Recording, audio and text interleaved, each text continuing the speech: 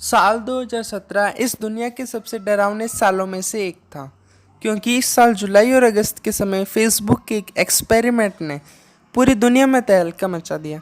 जी हाँ, मैं उसी फेसबुक की बात कर रहा हूँ जिसे आप हर वक्त इस्तेमाल करते हैं। हुआ ये था कि फेसबुक के इंजीनियर्स एक बहुत ही एडवांस्ड चैटबॉट बनाने में लगे थे।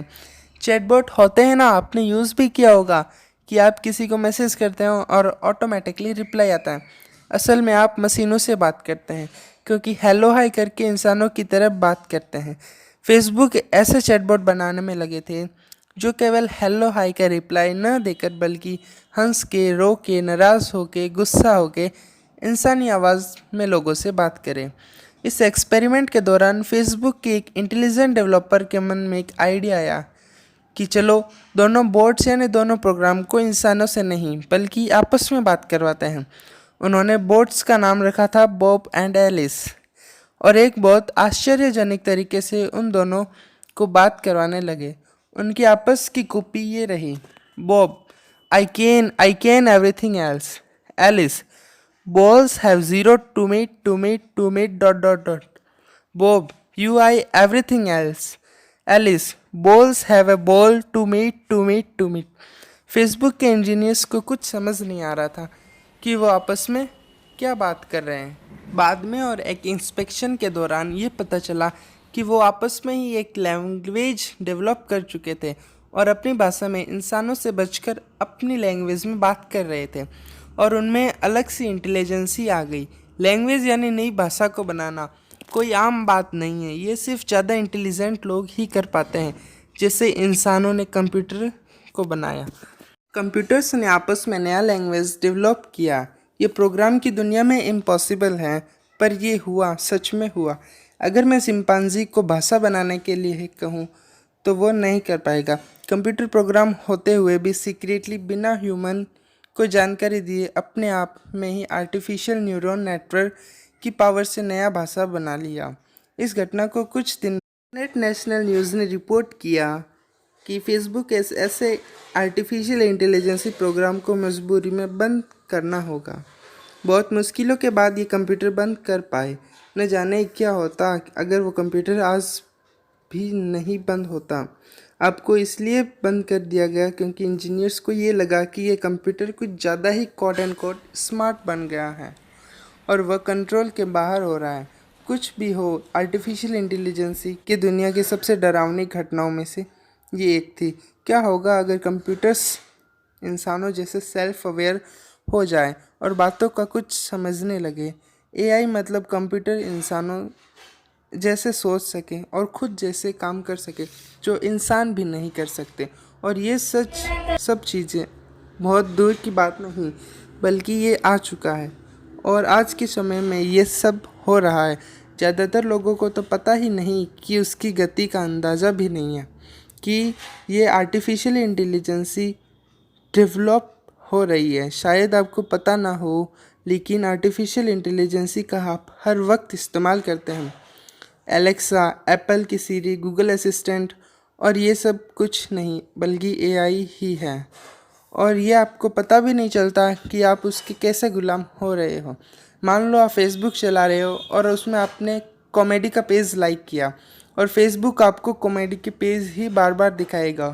और मान लो आप यूट्यूब पे कोई वीडियो देख रहे हो फैक्ट्स रिलेटेड, अगली बार जब भी आप यूट्यूब ओपन करोगे तो आपको यूट्यूब अलग अलग वीडियो फैक्ट से वाले वीडियो ही रिकमेंड करता है। 14 फरवरी 2017 को एक हांगकांग की कंपनी हॉनसन रोबोटिक्स ने एक ऐसा ह्यूमनॉइड रोबोट को प्रिपेयर किया जिसने एआई रोबोट्स का इतिहास ही बदल दिया, जिसका नाम था सोफिया। सोफिया बिल्कुल इंसानों की तरह 50 से ज़्यादा फेशियल एक्सप्रेशन दे सकती थी। वो लोगों से बात भी कर सकती थी। जब लोग उसका इंटरव्यू ले रहे थे तो उसने कहा, मैं उस उपाधि के लिए सम्मानित और गर्व महसूस कर रही हूँ। ये शब्द किसी इंसान ने रोबोट के अंदर प्रोग्राम नहीं किए थे, ये आर्टिफिशियल इंटेलिजेंसी के कारण उसी के माइंड में चल रहे थे। सऊदी अरेबिया ने जब सोफिया को फुल सिटीज़न का अवार्ड दिया, तब आप इमेजिन कीजिए कि रोबोट हमें किस तरह गुलाम बना रहे हैं। टेक्नोलॉजी को हमने बनाया है, टेक्नोलॉजी ने हमको नहीं बनाया। इस तरह के एक एग्जाम्पल आपको 2014 की फिल्म रोबोट में देखने को मिलेगा।